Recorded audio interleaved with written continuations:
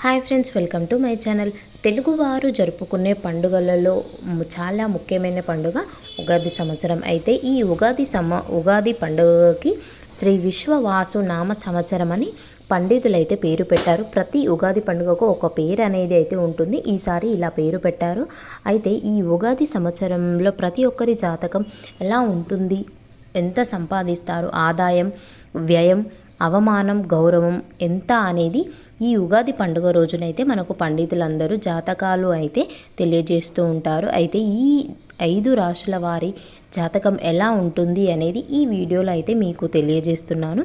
Video మీకు నచ్చితే like చేయండి, కామెంట్ కూడా చేయండి. ప్లీజ్ సబ్స్క్రైబ్ చేసుకోండి నా ఛానల్ని. మొదటిగా సింహరాశి వారికి ఆదాయం 11, వ్యయం 11, రాజపూజ్యం 3, అవమానం 6 అనేవి ఈ జాతకం వారికి అయితే సింహరాశి వారికి ఇలా ఉంటాయి. అయితే ఈ జాతకం వారికి ఆదాయం ఎంత ఉంటుందో ఖర్చు కూడా అంతే ఉంటుంది. చాలా ఎక్కువ మంది అయితే వీళ్ళని అవమానిస్తూ ఉంటారు. అయితే సింహరాశి వారు ఎన్ని అవమానాలు ఎదురైనా వాటిన్నిటిని ఎదుర్కొని తన జీవితంలో ముందుకు వెళుతూ ఎన్నో విజయాలనైతే సాధిస్తూ ఉంటారు.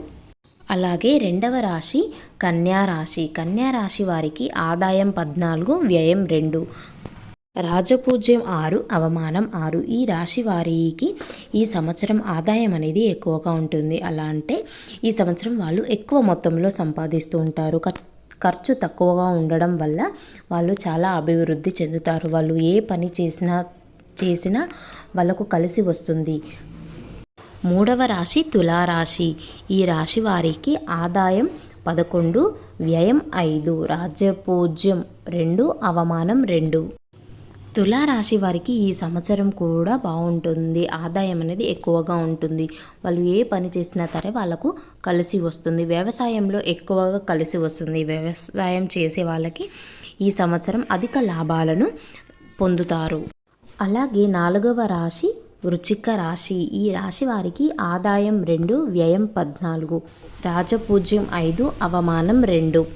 ఈ సంవత్సరం వృశ్చిక రాశి వారికి ఆదాయం తక్కువగా ఉంటుంది కాబట్టి అన్ని సమస్యలను ఎదుర్కొని తన పరిస్థితి ఎలాగుంది, తనకు ఆదాయం ఎలా వస్తుంది అని అన్నీ తెలుసుకొని ముందుకు సాగాల్సి ఉంటుంది. అలాగే ధనుస్సు రాశి వారికి ఆదాయం 5, వ్యయం 5, రాజ్యపూజ్యం 1, అవమానం 5. ఈ రాశి వారికి వాళ్ళు జీవితంలో ఎంత సంపాదిస్తారో అంతే కూడా ఖర్చు పెడుతూ ఉంటారు. అంటే వాళ్ళు ఎంత సంపాదించినా ఒక్క పైసా కూడా వెనుకకు వెళ్ళదు. కొంతమంది అవమానిస్తారు. అనేక నిందల్ని అనుకోకుండా అవమానాలు, నిందళ్ళు పడాల్సి వస్తుంది. అలాగే మకరం రాశి వారికి ఆదాయం 8, వ్యయం 14, రాజపూజ్యం 4, అవమానం 5. రాశి వారికి ఆదాయం తక్కువగా ఉంటుంది కాబట్టి ఖర్చులను తగ్గించుకొని ముందుకు సాగాల్సి ఉంటుంది. అలాగే కుంభరాశి వారికి ఆదాయం 8, వ్యయం 14, రాజపూజ్యం 7, అవమానం 5. ఈ రాశి వారికి ఆదాయం కొంచెం తక్కువగా ఉంటుంది కాబట్టి ఖర్చు ఎక్కువగా ఉంటుంది. కాబట్టి ఆదాయం ఎంత వస్తుందో ఖర్చు ఎంత ఉందో చూసుకొని ముందుకు సాగాల్సి ఉంటుంది. అలాగే మీన రాశి వారికి ఆదాయం 5, వ్యయం 5, రాజపూజ్యం 3, అవమానం 1. ఈ రాశి వారికి ఆదాయం ఎంత ఉంటుందో ఖర్చు కూడా అంతే ఉంటుంది. కాబట్టి జీవితంలో అన్ని సమస్యలను ఎదుర్కొని ముందుకు వెళ్ళాలి.